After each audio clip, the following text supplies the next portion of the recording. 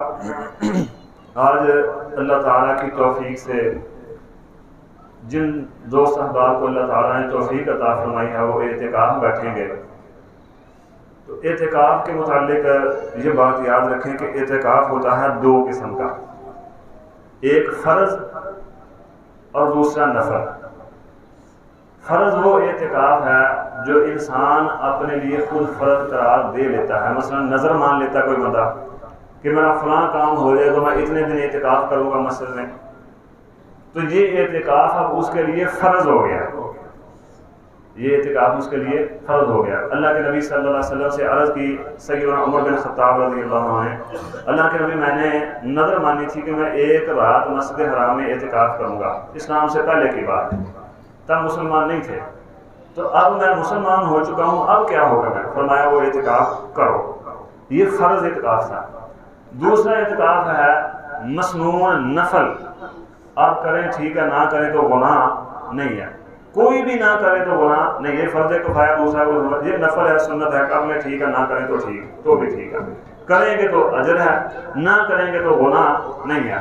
لیکن یہ اہم اتنا ہے کہ رسول اللہ صلی اللہ علیہ وسلم اپنی زندگی مبارک میں ہر سال رمضان المبارک کے آخری 10 دنوں میں اعتکاف کیا کرتے تھے۔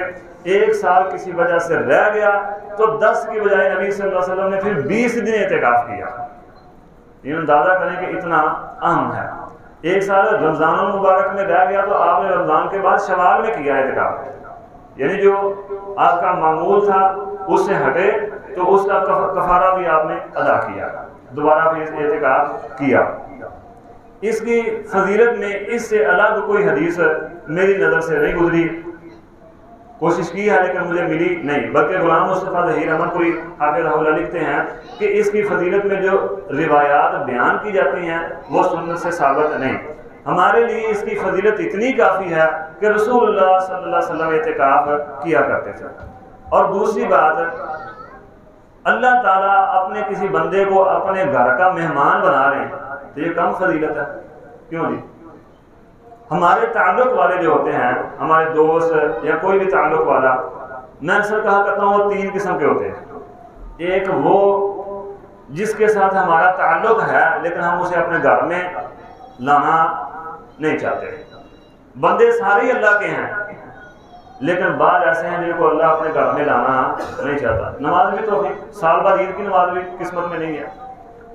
دوسرے وہ تعلق والے ہیں ہمارے جن کو ہم اپنے گھر میں لانا پسند تو کرتے ہیں لیکن بیٹھک کی حد تک، بس بھائی ادھر آؤ، چائے پانی پیا، ٹھیک ہے جی اللہ کے سپورٹ جائیں، آتے ہیں نماز پڑھی، چلو جی اللہ کے سپورٹ۔ یہ دوسری قسم ہے اللہ کے بندوں کی۔ تیسری قسم ہمارے تعلق والوں کی وہ ہے، ہمارے دوست احباب کی یا ہمارے تعلق والوں کی، جو ہمارے گھر میں آئیں تو ہم چاہتے ہیں کہ جائیں نہ، بیٹھ جاؤ یار، پانی پی لو پھر چلے جانا، اچھا یار چائے پی لو پھر چلے جانا، چائے پی، اچھا یار کھانا تیار ہے کھانا کھا کے چلے جانا، اور یار رات ہو گئی ہے اب بیٹھ جاؤ کوئی بات نہیں صبح چلے جانا۔ کیوں جی؟ ایسا ہے کہ نہیں؟ اللہ تعالیٰ کے بندے بھی کچھ ایسے ہیں کہ وہ جب مسجد میں آ جاتے ہیں، اللہ کے گھر میں آ جاتے ہیں، اللہ تعالیٰ چاہتے ہیں جائے نہ، نماز پڑھ لیا اور بیٹھ جاؤ یار سنتے میں پڑھ لو، دل میں بات ڈال دیتے ہیں نا اللہ تعالیٰ، اچھا سنتے پڑھ لی ہیں، اب قرآن کی تلاوت بھی کر لو، تلاوت کر لیا، چلو 1-2 نفل اور پڑھ لو، 1-2 نفل اور پڑھیں، اچھا یار اب اگلی نماز کا ٹائم ہو گیا، پڑھ کے ہی جاؤں گا۔ اسی طرح جس کو اللہ تعالیٰ پسند فرماتے ہیں اس کو اللہ تعالیٰ اپنے گھر کا مہمان بنا لیتے ہیں۔ اس سے بڑی اور کیا فضیلت ہو سکتی ہے کہ ہم اللہ کے گھر کے مہمان بن جائیں۔ دوسری بات، 20 اعتکاف کرنا کب ہے؟ رسول اللہ صلی اللہ علیہ وسلم اعتکاف شروع کرتے تھے 21 رمضان مبارک کی صبح سے، خیمے آپ کے لگا دیا جاتا تھا، 21 رمضان مبارک کی صبح سے آپ اعتکاف شروع کرتے تھے۔ سلف صالحین کہتے ہیں کہ آپ 20 کی جو مغرب کی نماز ہے، یعنی جب 21 شروع ہوتا ہے، اب جو مغرب کی نماز ہم نے پڑھنی ہے وہ آج کے دن کی نہیں ہے بلکہ وہ کل کے دن کی ہے، 21 کی جو مغرب کی نماز ہے وہ آپ مسجد میں آ کے پڑھیں تاکہ لیلۃ القدر کی جستجو میں جو یہ طاق رات، پہلی طاق رات ہے آج، یہ بھی نصیب ہو جائے۔ اب اگر آپ صبح آئیں گے فجر کی نماز پڑھ کر پھر اعتکاف بیٹھیں گے تو ظاہری بات ہے الا ماشاء اللہ کسی کو ہی نصیب ہوگی، ورنہ گھر جا کے سو جائیں گے۔ تو مسجد میں ہوں گے، کوئی تلاوت کر لیں گے، کوئی نفل پڑھ لیں گے۔ ممکن ہے آج کی رات ہی لیلۃ القدر کی ہو تو مسجد میں ہوں گے تو اللہ نصیب فرما دے گا۔ دوسری بات، صبح بھی ایک بزرگ پوچھ رہے تھے جی خیمہ جو حرمین شریف میں تو نہیں لگتے، تو ہمارے یہاں جو ہے نا پاکستان میں بلکہ دوسرے تیسرے علاقوں میں بھی خیمے لگاتے ہیں، وہاں تو نہیں لگتے۔ تو بات یہ ہے کہ وہاں حالات کچھ اس طرح کے ہیں، تعداد کی کثرت ہوتی ہے، اگر وہاں خیمے لگائے جائیں تو نمازیوں کے لیے بھی مشکل بن سکتی ہے، وگرنہ مسنون یہی ہے۔ صحیح مسلم کی حدیث ہے، نبی صلی اللہ علیہ وسلم کے ام المومنین فرماتی ہیں سیدہ عائشہ رضی اللہ عنہا کہ نبی علیہ السلام کے لیے مسجد نبوی میں اعتکاف کے لیے خیمہ لگایا جاتا تھا، پھر آپ کی طرف دیکھ کر امہات المومنین بھی لگاتی تھی۔ ایک مرتبہ صحیح مسلم کی حدیث ہے، ایک مرتبہ ایسا ہوا کہ کثرت کے ساتھ امہات المومنین نے اپنے خیمے لگا لیے۔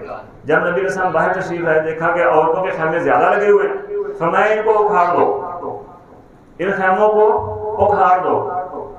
پھر نبی صلی اللہ علیہ وسلم نے بھی اپنا خیمہ اتروا دیا، پھر بعد میں آپ نے اعتکاف کیا۔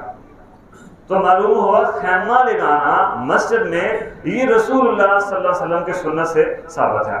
دوسری بات، اگر آپ 20 کو نہیں بیٹھ سکتے اعتکاف، یعنی آج کی رات نہیں بیٹھ سکتے، آج کل 21 ہے، 22 ہے، 23 پھر کبھی بیٹھ جاتے ہیں، 27ویں کو اکثر جو 20 کو نہیں شروع کرتے، 21ویں کو نہیں شروع کرتے، وہ کہتے ہیں ہم شروع کر لیں گے 27ویں کو، تو یہ بھی جائز ہے، درست ہے، لیکن مسنون نہیں ہے۔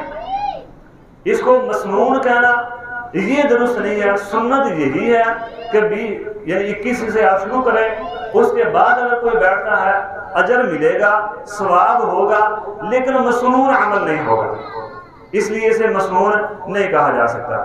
پھر ہمارے معاشرے میں اکثر یہ بات بھی چلتی ہے کہ خواتین گھر میں اعتکاف بیٹھ سکتی ہیں۔ میرے بھائیوں، بزرگوں، ساتھیوں، مرد ہو یا عورت ہو، گھر میں اعتکاف نہیں ہوتا۔ اللہ تعالیٰ نے فرمایا وَأَنْتُمْ عَاكِفُونَ فِي الْمَسَاجِدِ، مسجدوں میں اعتکاف کرو، وہ عورت ہو وہ مرد ہو۔ صحیح مسلم کی حدیث میں آپ کو بتا دیا کہ امہات المومنین کے خیمے بھی مسجد میں لگائے جاتے تھے۔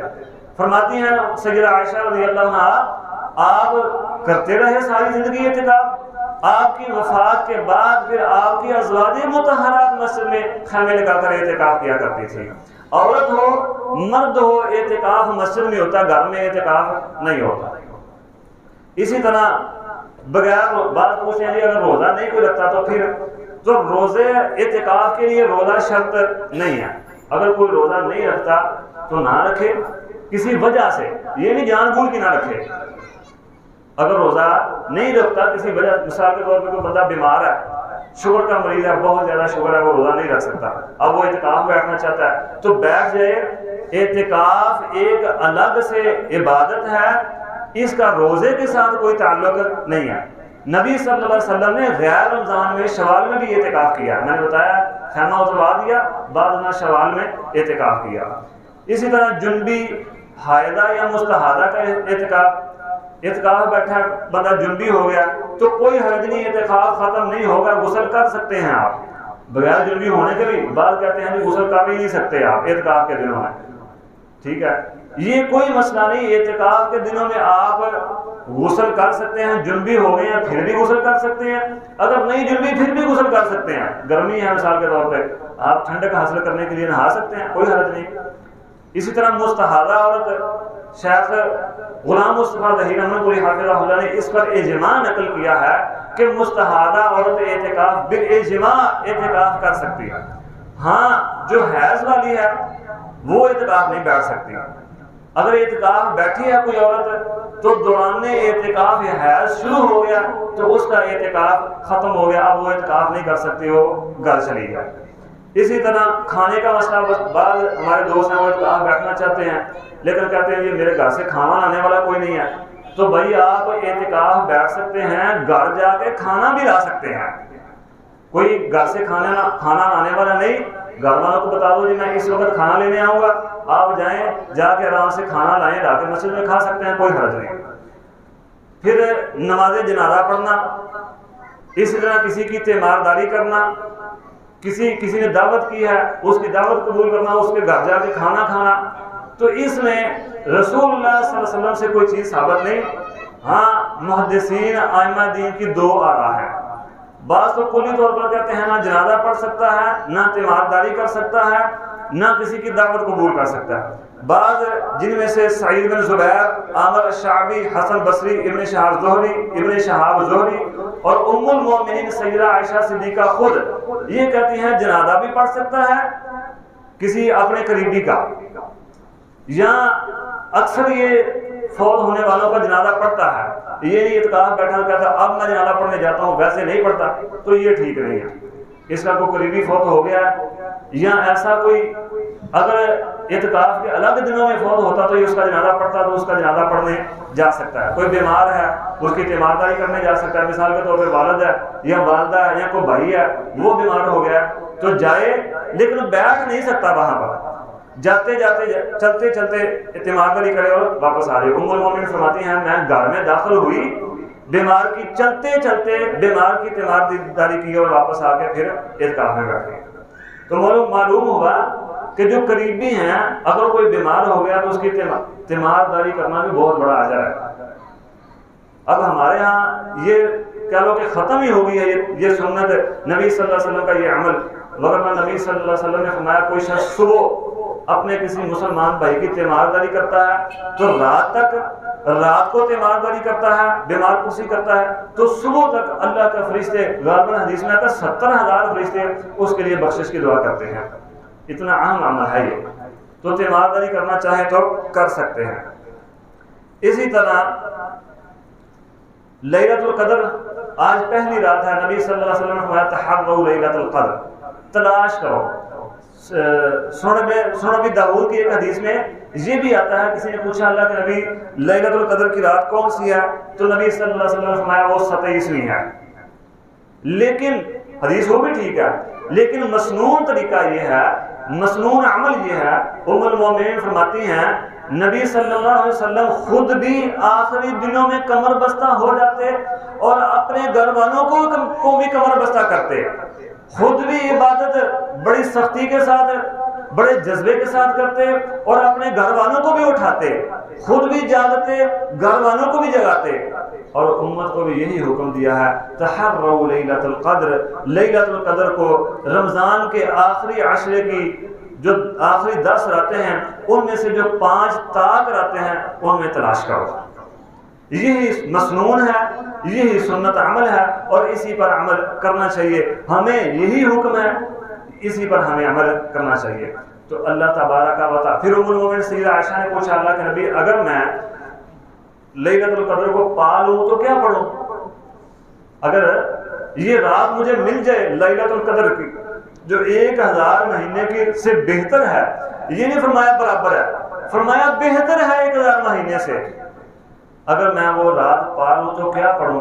نبی صلی اللہ علیہ وسلم نے فرمایا تو پڑھ کر اللہم انک عفو تحب العفو فاعف عنی، یہ دعا نبی صلی اللہ علیہ وسلم نے سکھائی ہے۔ قرآن کی تلاوت بھی کر سکتے ہیں، دوسرے اذکار بھی کر سکتے ہیں، نوافل بھی پڑھ سکتے ہیں، حدیث کی کوئی کتاب ہے تو وہ بھی پڑھ سکتے ہیں، حدیث پڑھنا بھی ثواب ہے۔ اللہ تبارک و تعالی سے دعا اللہ مجھے اور آپ کو سمجھنے کی اور عمل کی توفیق عطا فرمائے۔